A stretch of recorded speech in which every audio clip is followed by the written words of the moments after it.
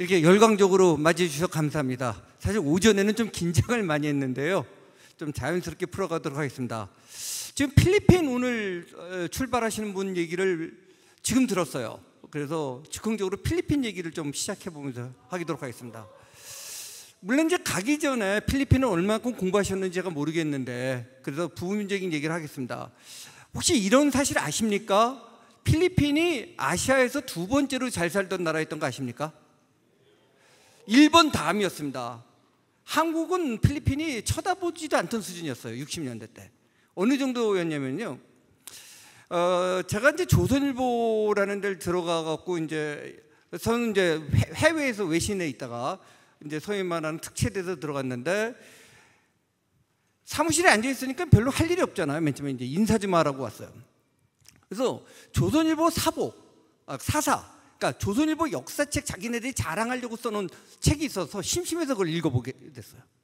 그래서 이게 딴 얘기를 한 게 아니라 제가 벌써 답을 얘기했는데, 소위 말해서 아까 말한 해방 이후에 일제시대 때 간 거 말고 해방 이후에 한국 언론사가 해외에 처음으로 기자를 보낸 나라가 어느 나라일까요? 필리핀입니다. 그때 어느 공항에서 출발했을까요? 여의도 국제공항에서 출발합니다. 여의도 국제공항 모르시나요? 지금은 이제 인천공항이 있고, 그다음에 좀 나이가 많으신 분들은 김포공항까지 기억하실 겁니다. 김포공항 국내선 다니죠.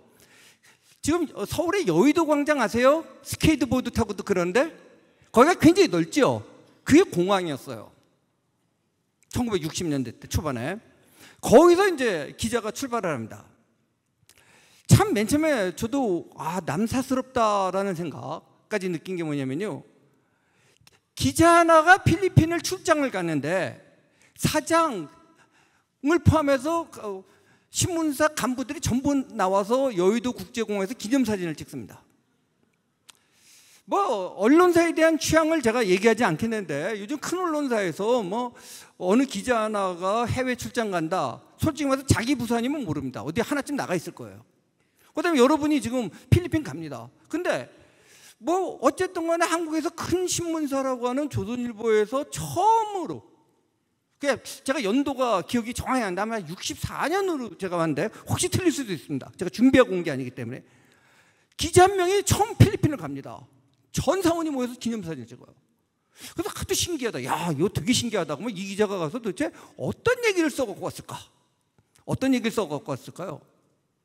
요즘처럼 컴퓨터로 인터넷으로 기사를 보낸 것도 아닙니다.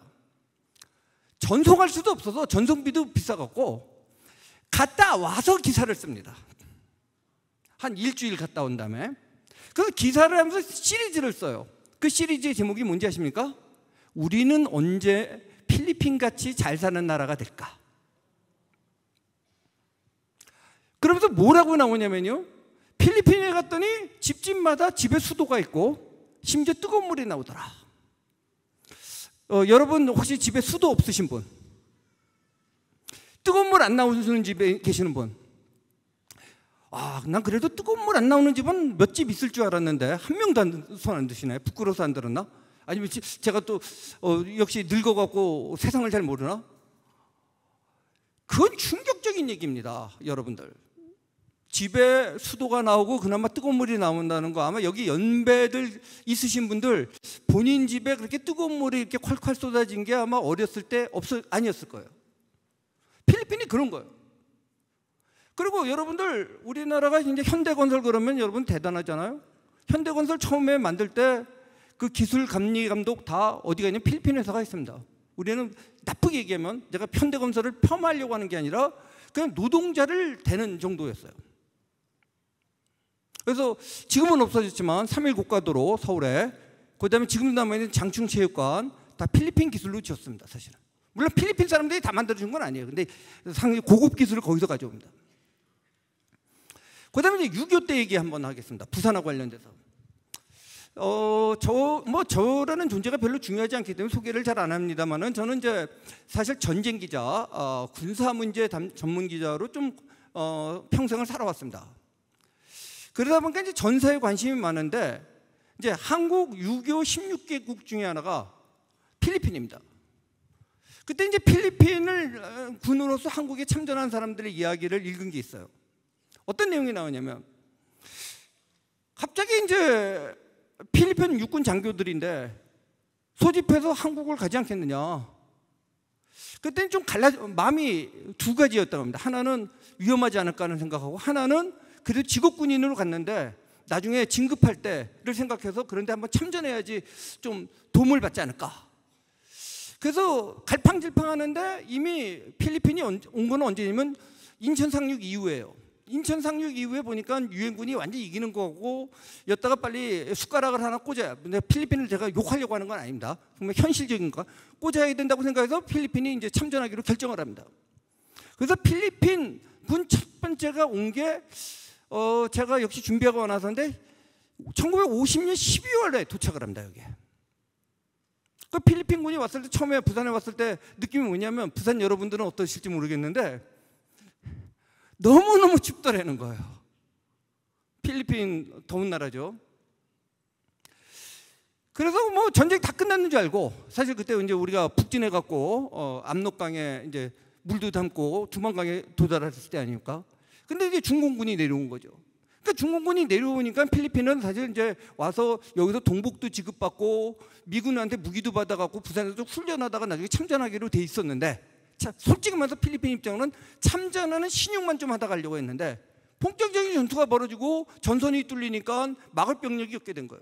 그래서 필리핀 부대가 급히 1월 달에 최전방으로 투입됩니다.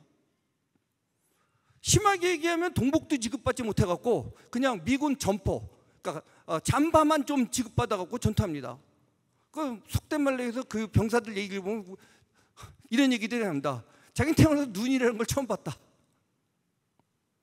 여기 군대 생활해 보신 분 아시겠지만 강원도 고지들 얼마나 춥습니까? 그래서 필리핀 부대가 싸웁니다. 그리고 여러분들 무시할 게 아니라 필리핀 부대가 굉장히 잘 싸운 부대입니다. 그래서 중공군 저지선을 막는 혁국혁한 정권을 세우고 이런 나라였어요. 그래서 한때 그 당시에 이제 6.25 때 참전했던 필리핀 군들이 필리핀에서 다 이제 진급들 잘하고, 필리핀 부대가 70년대까지 한국에 주둔했었어요. 사실은 마지막 단계. 그래서 필리핀은 항상 어떤 생각을 했냐면 70년대까지만 해도 한국은 못 사는 나라, 거지 같은 나라, 우리가 원조를 주는 나라. 근데 요즘 어떻습니까? 한국 사람들? 미안하지만 그런 마음도 잘못된 거지만 필리핀 건 굉장히 우습게 여기죠. 그럼 그 역전이 어디서 이루어졌을까? 그 아시아에서 그 잘 살다. 근데 여러분들 이런 거 느끼실 거예요. 지금도 아시아의 국제기구들이 마닐라에 굉장히 많이 있죠. 이유가 뭐냐면 그 당시 필리핀이 잘 살던 때 거기서 만들어져 있었던 거예요. 근데 필리핀 솔직히 말하면 지금 아시아에서도 상당히 못 사는 나라 중에 하나로 전락해버렸죠. 자, 그러면 지금 뭐 그런 얘기는 좀 그만하고 준비했던 얘기를 하겠습니다. 아마 여기 오전에 제 얘기를 들으신 분들이 대부분일 거라고 전제하는 속에서 얘기했습니다. 오전에 얘기했습니다. 다시는 종의 멍에를 매지 말자라고 했습니다. 그리고 자유에 대해서 얘기했습니다. 그럼 이제 오후는 조금 더 어려운 얘기를 하려고 합니다. 그래서 죄송합니다만은, 그러면 도대체 종의 멍에를 어떻게 하면 매지 않을 수 있을까? 도대체 자유란 뭔가? 약간 신학적이고 철학적인 얘기를 여러분과 함께 나눠보려고 합니다. 오늘 본문의 말씀이 뭐냐면요, 너희가 전에는 백성이 아니든지, 그래서 백성, 영어로는 people이라고 나오고 원래 헬라어, 원래 원어에는 라오스라고 나와요. 백성이 아니었어요. 그런데 이제는 하나님의 백성이라고 했어요. 그래서 그전에는 궁유를 얻지 못했습니다. 궁율, 또 어려운 말이죠. 자비를 얻지 못했어요. 근데 이제는 궁유를 얻는 자가 됐다고 했어요. 전 이 본문을 읽으면서요, 야, 이 당시에 이게 베드로전서에서 유대인들 혹은 그 이방인들에게 한 말이, 특히 이방인들한테 한 말인데 이게 한국 사람은 다 하는 말이구나. 그전에 우리는 백성이 아니었습니다. 혹시 유학의 성리학의 백성이었는지 몰라요. 하나님을 알지 못했습니다. 근데 이제는 하나님의 백성이 된 거거든요.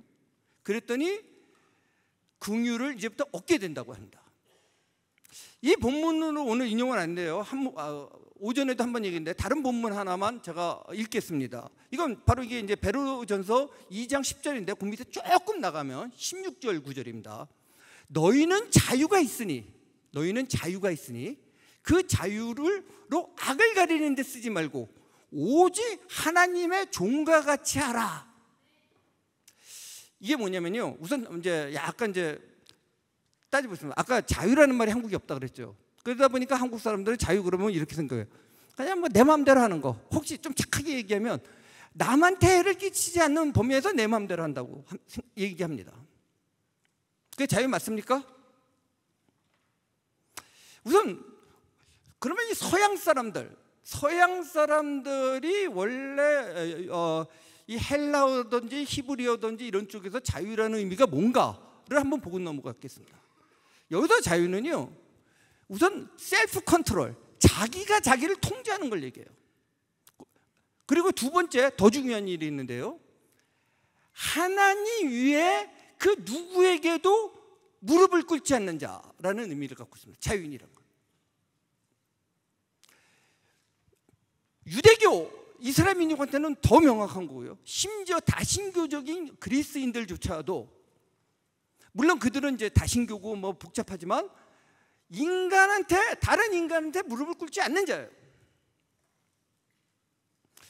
여기서 이제 조금 재밌다면 재밌는 얘기하면요, 여러분들 이제 서양 사람들 보면 청혼할 때 한쪽 무릎 꿇고 이렇게 반지, 소위 말하는 링 오브 인게이지먼트, 그러니까 약혼 반지를 주죠. 왜 그럽니까? 원래는 두 무릎을 꿇는 건 아닙니다. 두 무릎을 꿇는 대상은 누구죠? 하나님한테만 꿇는 거예요. 물론 이제 우리 동양은 뭐 이렇게 조상 숭배한테 조상 앞에서 절도 하고 그러지만 사실 절하지 않는 문화예요. 그래서 한 무릎을 꿇는 건 뭐냐면, 내가 두 무릎을 넣은 건 하나님이 아니기 때문에 두 무릎은 꿇을 수 없는데, 한 무릎 꿇는 대상이 있어요. 뭐냐? 나이트 기사가 왕 앞에서 이렇게 기사 될 때, 그거 비슷한 건, 내가 완전한 자유는 하나님 외에는 양도하지 않는데 너한테 절반은 양도한다는 거예요. 근데 좀 웃자는 얘기하면요, 남자들이 그때는 이제 프로포즈 할 때는 자기 자유를 절반을 준다고 해놓고 막상 결혼하면 좀 안 그런 경향이 있죠. 근데 어쨌든 간에 형식적으로는 그 얘기입니다. 그래서 여성분들, 여기 결혼 안 하신 분들이 대다수인 것 같은데, 지금 보니까 그 한 무릎도 안 꿇는 남자한테는 청혼 받아들이지 마세요. 제 얘기는. 네. 근데 두 무릎을 꿇는 인간, 이건 좀 또 위험한 인간입니다. 거꾸로. 그거는 우상숭배입니다. 그 순간은. 그런데 이 문제가 생겨요. 순수한 이 헬라인들과 달리, 자유를 무조건 숭배한 헬라인들과 달리 우리 기독교인들의 태도는 뭐냐면, 인간이 어떤 존재냐는 거예요. 인간이 완벽한 신과 같은 존재라면은 자유롭게 살 수 있어요. 그렇지만 우리는 어떤 존재로 인간을 보죠? 인간은 두 가지 속성을 갖고 있습니다. 하나는 뭐죠? 존귀한 존재입니다. 하나님의 형상에 따라 만들어진 굉장히 귀중한 존귀한 존재입니다. 그렇지만 또 다른 한편은 뭐죠? 죄인입니다. 완벽하지 못한 죄인이에요. 그 이중성을 가진 인간관을 갖고 있어요. 자, 여러분들 내 멋대로 하고 싶다, 그런 생각 하시죠? 근데 가만히 생각해 보세요. 마약 한다, 됩니까? 자유입니까? 진짜 그게 자기가 하고 싶어서 하는 걸까요? 하나님이 주신 성스러운 고귀한 존재가 원하는 걸까요? 아니면 자신이 아닌 다른 욕망, 사악한 충동, 유혹, 여기에 굴복하는 걸까요? 제가 말씀드리고 싶은 거는, 자유롭게 한다는 행위가 사실은 자유로운 것이 아니라 유혹이나 충동, 욕망에 굴복하고 그들의 노예가 되는 행위를 자기가 자유라고 착각하는 그러한 풍조가 만연되고 있습니다. 즉, 다시 말해서 오전보다 좀 더 고차원적인 얘기를 하려고 하는데, 아예 자유가 없던 속에서 하나님이 자유를 주셨는데, 그 자유를 제가 두 번째 구절에서 했지만, 너희는 자유가 있으나 그 자유로 악을 가리는 데 쓰지 말고, 즉 자유를 줬는데 그 자유를 갖다가 악을 쓰는 가림막. 뭐 영어 성경으로는 cover-up이라고 돼 있는데요. 그다음에 헬라어 성경 내용을 보면은 뭐 가리개 그런 거예요. 그러니까 자유를 줬는데 진정한 자유를 쓰는 게 아니라 너의 죄를 갖다가 가리는 칸막이로 내 마음대로 하는데 내 자유다라는 거예요. 마약을 해놓고는 또 하나님을 섬기지 않으면서도 주일도 지키지 않으면서 이거 내 자유라고 그래요. 그거는 우리 그리스도인들이 볼 때 뭐냐? 자유다 아니다? 아니라는 겁니다. 그래서 세상 사람들은 참 이해하기 어려운 내용이고 저도 맨 처음에 정말 이해하기 어려웠던 내용이 뭐냐면 자유를 주셨다고 하면서 갑자기 오직 하나님의 종과 같이 하라. 여기서 종은 슬레이브입니다. 노예입니다. 하나님의 노예가 되는 거예요. 하나님의 노예가 진정한 자유인이라는 거예요. 이 얘기는 뭐냐면요, 다시 한번 정리해 보겠습니다. 과거의 고대 그리스라든지 이럴 때는 자유인이 있고 노예가 있습니다. 자유인은 내가 주인이에요. 노예는 내가 주인이 아니죠. 여기서 한 가지 또 재밌는 사실이 있어요. 여러분들한테 자유인이 될래 노예가 될래 그러면 전부 뭐라고 대답하냐면 자유인이 된다고 얘기합니다. 정말 그럴까요? 자유인은요 어떤 문제가 있냐면은 하나님의 종 얘기는 조금 뒤하고 내가 자유를 이렇게 행동하는 만큼 또 뭐가 따르죠? 책임을 져야 됩니다. 내가 어떤 행위를 내가 결정했어. 그러면 결과가 나왔어. 그 결과 누가 책임져야죠? 자기가 책임집니다. 노예는 장점이 있습니다. 노예는 내가 결정 안 해. 대신 결과가 이상해도 책임진다 안 진다? 안 줘. 요즘 보면은요 자유를 그렇게 좋아한다고 하면서 자유인이 아닌 분들이 많아요. 뭐든지 결과를 타인 혹은 국가가 책임져 주길 바라는 거예요. 즉 배부른 노예가 되고 싶은 경향도 굉장히 많습니다. 근데 이게 인간의 죄성에서 나오는 거기도 해요. 그리고 또 하나의 반대편 극단은 뭐냐면요, 내가 자유롭다 해서 내 마음대로 한다고 하면서 기준이 없어져요. 여러분들 마음대로 하면 자유로워요? 아니에요. 그랬을 때 제가 말씀드린 건 아까 자유를 우리가 강조했지만 또 한 가지 자유를 강조하다 보니까 오류를 범하는 게 뭐냐면 진정한 자유는 하나님의 뭐가 되는 거다? 종이 되는 거예요. 벌써 이제 약간 어렵게 느껴지시는 분이 있는데 지금 한국뿐만 아니라 미국 사회도 굉장히 이렇게 조금 옛날에 아주 신앙의 조상들에서 무너지는 얘기들이 있는데요. 하나만 얘기하고 제 개인적인 경험담 같은 걸 얘기하면서 얘기를 풀어보도록 하겠습니다. 거듭 얘기하지만 저는 저 개인에 대해서 얘기하는 걸 별로 안 좋아하는 편인데요. 어쩔 수 없이 좀 얘기해야 될 때가 있습니다. 저는 한때 굉장히 이제 소위 말하는 막스 내린주에 빠져갖고 뭐 신 따위는 없어, 진짜 이런 표현을 쓰면 안 되는데 뭐 이런 식의 생각하는 전투적 무신론자였습니다. 그러다가 이제 소련 동구권이 무너지는 걸 보면서 뭐 아까 말한 사회주의 공산주의 좀 틀렸다. 그래서 자유가 좋다. 이 정도까지는 왔어 일단은. 그러면서 이제 여러분들이 러시아 생활을 어떤지 몰라지만 러시아가 이제 무너지는 걸 구경하고 있는데 그때 알게 된 친구, 글쎄 한국말로 친구가 되는지 모르지만 잠깐 좀 가깝게 지내던 사람이 있게 됐어요. 그 당시에 제가 아직 소위가 아니라 예수님을 영접하기 전입니다. 이 친구가 누구냐면은 뭐 이름을 대야 중요한 건 아닌데 당시에 러시아에서 유명한 마피아 두목이었어요. 여러분들 마피아 두목 그러면은 어떻게 생겼다고 생각하십니까? 뭐 뼈도로 같이 생겼어. 그러니까 격투기 뼈도로 같이 생겼을 거라고 생각하는데요. 천만의 말씀이에요. 러시아인인데도 저보다 키가 안 크고 좀 말랐고 도수 높은 안경을 끼는 완전히 그 새님같이 생긴 놈이었어요.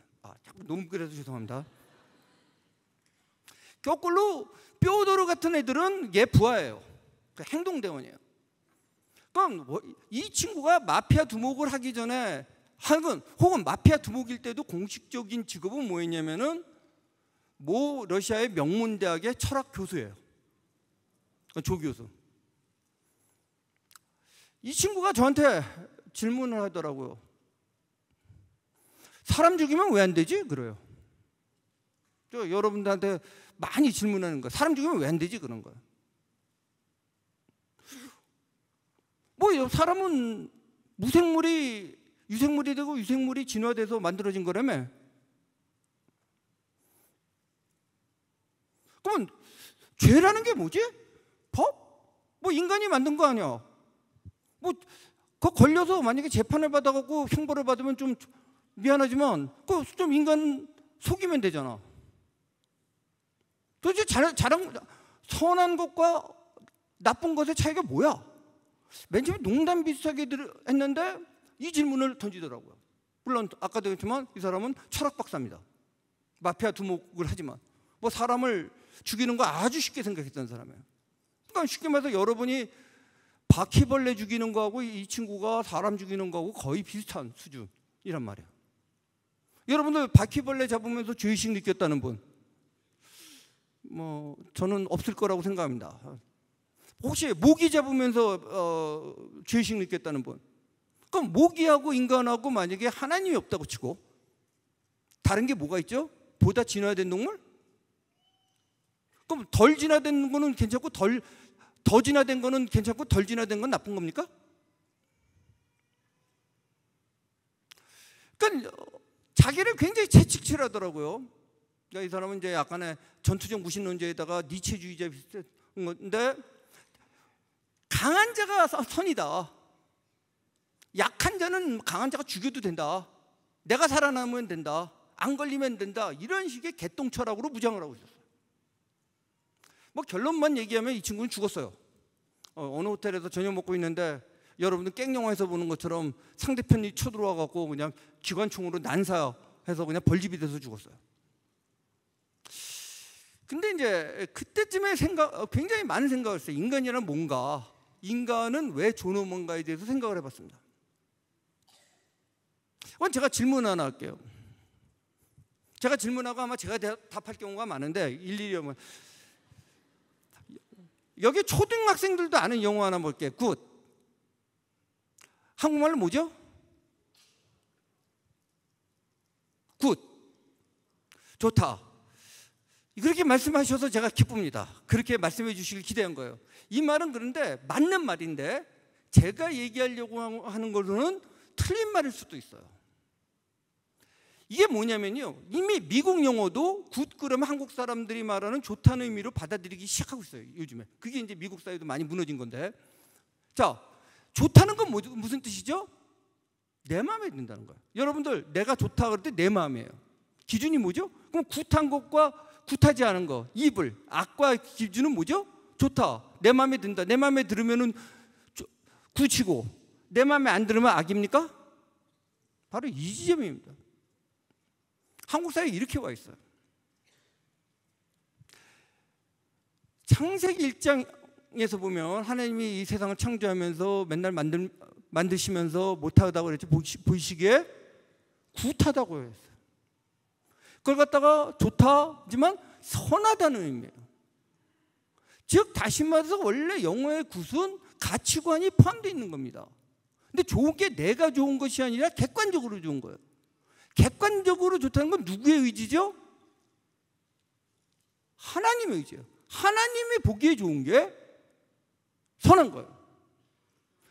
바로 이 지점에서 그럼 하나님의 뜻을 받아들인다는 것은 뭐냐면은 그러한 절대적인 주권자로서의 하나님의 뜻에 따라서 하나님에게 굴복하는 거예요.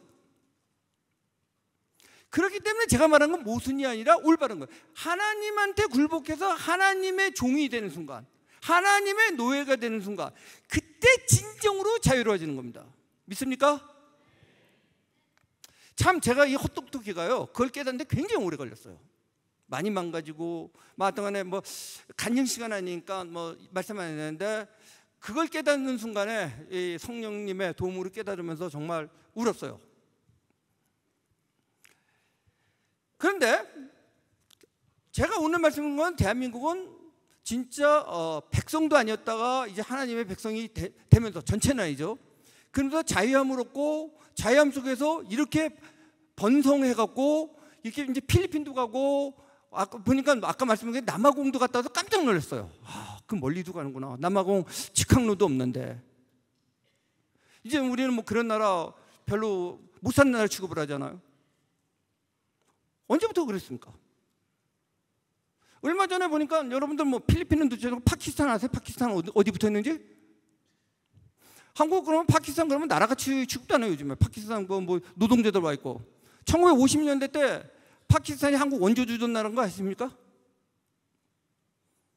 뭐 길게 얘기하지 않겠습니다. 서울 농대 파키스탄 자금과 기술, 그다음에 파키스탄 교수 요원들이 와서 만들어진 게 서울 농대입니다. 그래서 우리나라 그 품종 개량하고 농촌 개량하는 거 원천 기술 전부 파키스탄에 왔습니다. 초반에. 물론 나중에 이제 우리가 70년대부터는 우리가 독재적으로 개발해냅니다만은. 그래서 파키스탄 진짜 나이 많은 사람들은 거지같이 못 살던 나라, 굶주려서 죽는 나라가 우리가 도와줬다고 그지아버심 느껴요. 근데 요즘에 아마 이 얘기하면 완전히 저 무슨 석기 시대 얘기하느냐라고 하는데 이 얘기는 1950년대에서 60년대 초반까지 얘기입니다.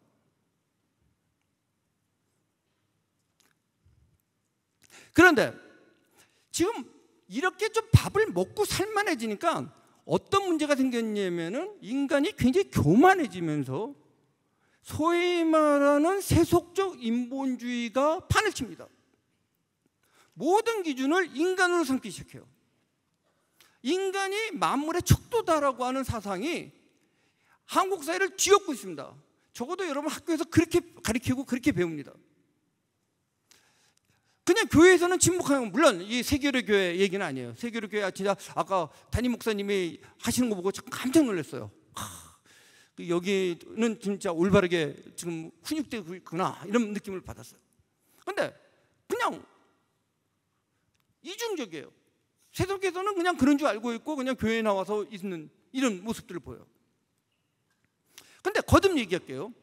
그런 사람들한테 제가 드리는 말씀이 있어요. 그러면 인간의 척도대로 정리한다면 선과학이 있느냐? 솔직히 말해서 없습니다. 그거는 세속적 인본주의도 제대로 하는 친구한테 인정을 해요. 자, 원숭이가 다른 원숭이를 때려 죽였다고 해서 죄입니까?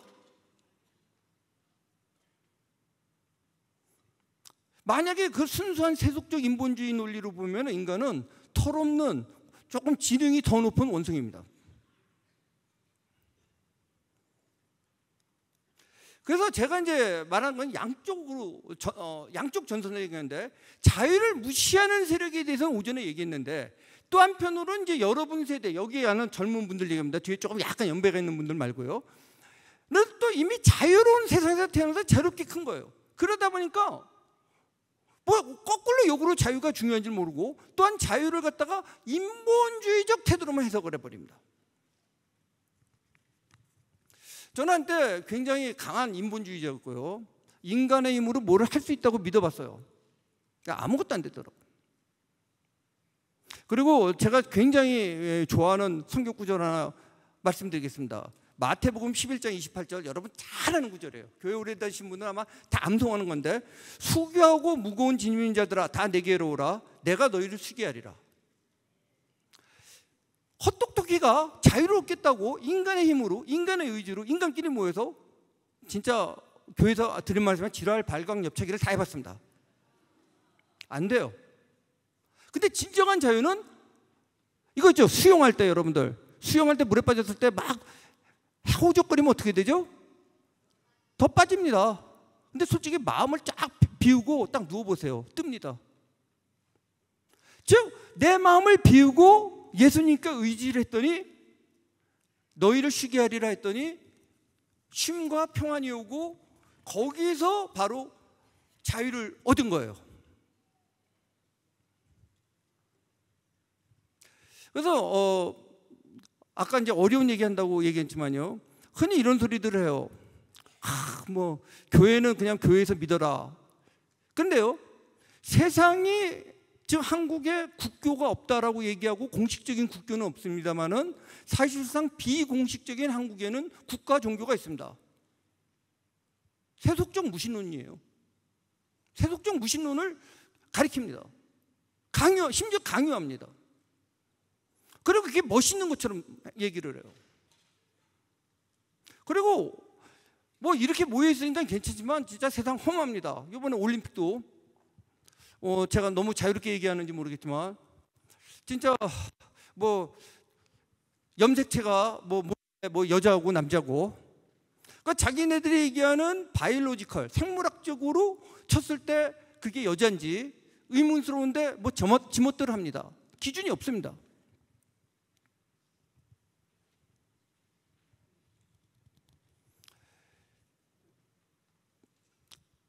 자, 제가 말씀드리려는 내용은 이렇습니다.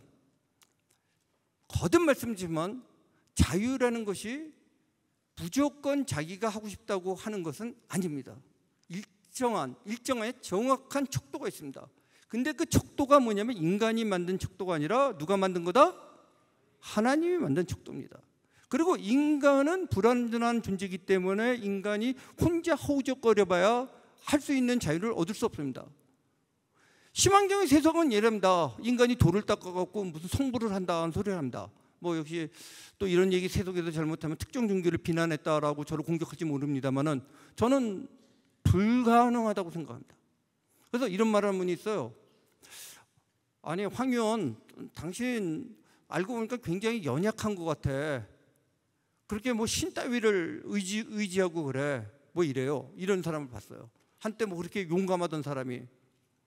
그래서 제가 그런 분들 만나면 이런 식입니다. 아, 선생님, 뭐 선생님은 어떨지 몰라도 나는 나 혼자 스스로 자유함을 얻을 수 있다고 생각하지 않습니다. 그러면서 그 얘기는 기분 나쁠까 봐 저도 사회생활하는 것 때문에 용기가 없어서 그런지 몰라도 안 하는데 속으로 가로 열고 닫고 이럽니다. 너도 그럴 텐데. 그 생각을 항상 합니다. 너도 그럴 텐데. 근데 저는 뭐 좀 약간 사회생활이 뭔지 거기까지는 잘 얘기를 웬만해서 안 해요. 바로 그 지점입니다. 여러분 중에 혼자 스스로 자유롭게 될 수 있다고 믿으시는 분 있습니까? 저는 그런 분이 있다면 제가 신학을 잘 모릅니다만은 기독교인이 아니라고 생각합니다. 우리는 누구를 통해서 자유를 얻을 수 있다? 예수님을 통해서 자유롭게 얻습니다.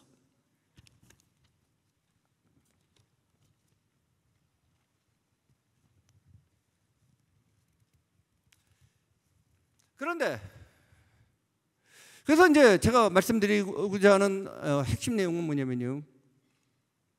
아까도 이제 우리가 이 선교사가 오고 우리에게 두 가지 중요한 거를 심었다고 합니다. 뭐죠? 신앙과 자유죠. 그리고 이걸 지켜나가야 됩니다. 그래서 아침 시간에 굳건히 서서 지키라고 했어요. 굳건히 서서 어떻게 지킬까요? 내 의지로? 내가 열심히 노력해서? 아닙니다. 지키는 방법은 하나님의 백성이 되고 하나님 속에서 지키는 겁니다. 그렇기 때문에 우리가 자유롭다는 것은 우리의 멋대로, 우리가 척한 척도대로 우리 눈에 보기에 굿한 것이 아닌 거예요.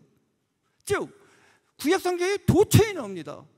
네 눈에 보기에, 내 눈에 보기에 아름답다고 아름다운 게 아닙니다. 그것은 환상일 수 있고 유혹일 수 있고 자신의 욕망일 수 있습니다. 어떤 눈으로 봐야죠? 하나님이 주신 기준으로 따르는 겁니다. 그런데 이런 게 있어요. 그다음에 요즘에 이제 젊은 분들 보면 여기 이런 게 있어요. 이제 젊은 분들 그러면서 얘기할 때 제가 항상 당한 게 고등학교 때도 이랬죠. 학교에 남아서 공부하라 그러는데 몇 명이 도망갔어요. 근데 남아 있는 애들 놓고 도망간 애들 야단치죠. 그 친구들은 야단 받을 필요가 없는데. 지금 이 자리에서도 그런지 몰라요. 여러분들은 다 이렇게 좋은 훌륭하신 담임 목사님 밑에서 양육되고 그래서 다 아시는 분인데 제가 여러분 놓고 얘기할 필요가 없는 얘기를 하는지도 모르겠어요. 그런데요, 지금 현대사회에서 이런 얘기를 하시는 젊은 분들이 있어요. 이 자리에 계시지 않은 분일 가능성이 높지만 뭐 힘들다, 헬조선이다, 우리를 이해 못한다, 엄마 아빠 세대가 어려웠던 건 그 시절 얘기고 우리는 또 다르다. 맞습니다. 어느 정도는. 일단은 세대마다 다 그 세상대로 어려움이 있습니다. 근데 여러분한테 어떤 상태가 되면 이제 어려움이 없을까요? 물질적으로 우선 생각해 봅시다. 뒤에 좀 어르신들 했지만 어떻게 사셨는지 몰라도 제가 많이 얘기하는 건데 제 얼굴 보시면 알겠지만 제가 그렇게 가난한 집 아들 출신은 아닙니다. 그렇게 큰 뭐 재벌집 아들은 아닙니다만은 제가 초등학교 다닐 때 전 서울에 그래도 중산층에 살았는데 그 당시 한 반에 한 60명이 한 80명 되는데 우리 반에 테레비 있는 집이 2집이었어요. 그것도 흑백 테레비예요. 걔네들은 책가방을 들고 다닌 적이 없어 학교에. 걔 들어줘야 돼요. 만약에 걔가 너 이제 오지 마 그러면은 이제부터 나는 우주소녀 아톰을 못 보는 거예요. 그리고 걔네 집은 저녁 때 되면은 5시, 6시에는 동네 애들 모여갖고 황금박쥐 아니면 우주소년 아톰 보다가 쭉 물러나면 아줌마들 와갖고 여로라고 하는 무슨 뭐 이런 거 보고 그랬어요. 그리고 조금 뒤에 되니까 각 집마다 테레비가 생기기 시작했어요. 그때 집에서 엄마가 세냐 아빠가 세냐 그걸 어떻게 할 수 있느냐? 이거 약간 80년대 개그인데 아십니까? 저녁 때 테레비에 복싱이 켜져 있으면은 아버지가 센 집이고 연속극이 켜져 있으면 엄마가 센 집이에요. 요즘 여러분들 집에 테레비 한 대가 아니라 2-3대 있는 집도 있고 테레비 없으면 어떻게 하죠? 자기 방에 들어가서 컴퓨터 켜거나 핸드폰 켜서 봅니다. 그러면 핸드폰 생겼더니 행복해졌습니까? 옛날에 뭐 이건 손들라고 안 해서 요즘 웬만한 집은 자동차 한 대씩 있죠. 아까 테레비가 한 반에 2대 있었다 그러니까 반에 자동차 있는 집은 없었고 전교에 뭐 한 대 정도 있었나? 순수 자가용은 영업용 차량 빼놓고는 뭐 저기 미안하지만 저 못 사는 깡촌 얘기하는 게 아닙니다. 서울 중산층 동네에서 얘기하는 겁니다. 70년대 얘기예요. 근데 요즘 그 당시의 꿈이 뭐냐면은 포니 자동차. 야, 새카만 거. 요즘 포니 주면은 좋아합니까? 그러면 여러분들 포르쉐 주면 좋아할 것 같아요?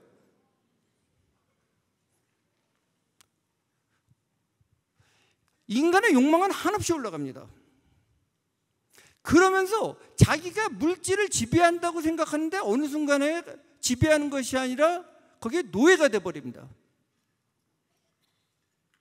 그래서 여러분들이 거듭이 여러분이 아니라 밖에 있는 분들일 가능성이 있는데 여러분이 이런 얘기를 좀 전달해 드리고자 드리면 어떨까 싶어서 그 물질의 욕망이 돼서 그걸 추구하면서 자기는 불행하다고 느껴요. 불행하죠. 노예니까.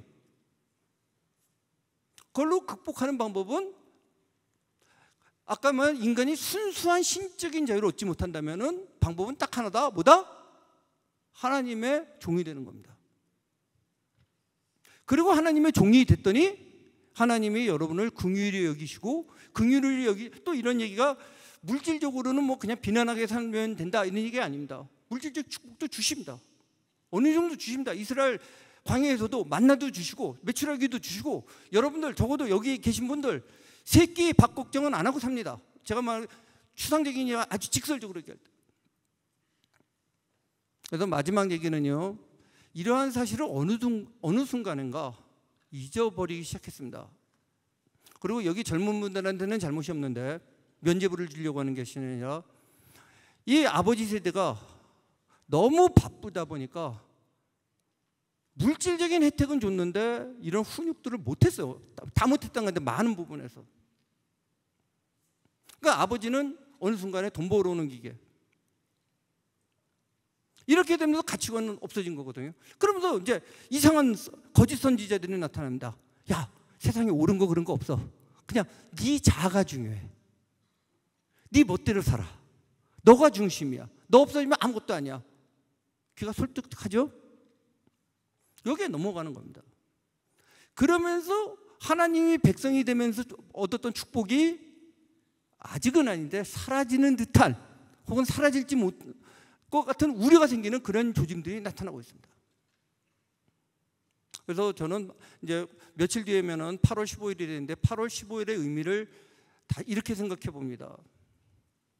진짜 그 찢어지게 가난하고 못 살고 진짜 귀신밖에 없던 이 암흑의 조선 땅에 선교사들이 와서 많은 희생을 거치면서 이 빛을 전달했습니다. 그리고 우리의 선각자들이 이 빛을 통해서 건국을 했습니다. 완전하지 못하고 불완전했습니다. 대한민국 굉장히 불완전했습니다. 여러분들 어린 애 태어난 애가 제대로 뛰지 못한다 그래갖고 그 애를 욕하면 어떻게 합니까? 뛰지 못한다고 해도 아직 동물은 아닙니다. 사람입니다. 그런 너무 어리기 때문에 뛰지 못하지만 그런 어린애가 태어났습니다. 대한민국에는 옥동자가 태어났습니다. 그것도 태어난 지 불과 2년도 안 돼서 이거를 갖다가 또 잡아 없애겠다고 전쟁을 일으킨 자도 있습니다.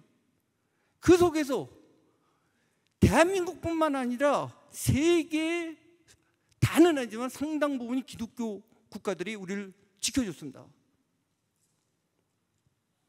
필리핀도 마찬가지였습니다. 필리핀 그 당시에 물론 개신교는 아닙니다만 주로 구교, 캐톨릭 쪽에서 군대를 구성해서 왔습니다.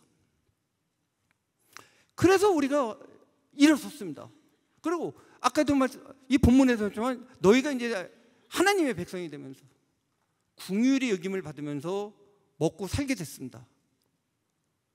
그때 참 조상들 보면 새벽기도 열심히 하고 물론 지금 여러분들 열심히 하시겠지만 그런데 이제 풍요해졌거든요. 풍요해지면서 이 축복을 제대로 받아들여서 발전시킨 것이 아니라 거꾸로 하나님을 멀리하는, 오전에도 말씀드렸지만 이스라엘 민족도 그런 죄를 범합니다. 먹고 살만해지면 꼭 덤벼요. 그리고 감히 하나님 위에 올라서려고 그래요. 바벨탑을 쌓으려고 합니다. 바로 하나님한테 대적하기 시작하는 거예요. 그러면 이 대한민국은 망합니다. 그래서 뭐 좀 두서없어 보이고 좀 어떻게 보면 난해한 것 같기도 한 얘기를 하는데, 여러분은 자유라는 의미, 그 다음에 자유가 어떻게 신앙과 결합되어 있는지를 좀 한번 생각해 볼 수 있는 기회가 됐으면 좋겠고요. 그래서 진정한 자유인, 진정한 자유는 뭐라고 했죠? 그래요, 하나님의 종입니다. 그 다음에 하나님의 종은 또 반대편으로 뭐죠? 진정한 자유인입니다. 으로 살아가시기를 기도하겠습니다. 네, 감사합니다.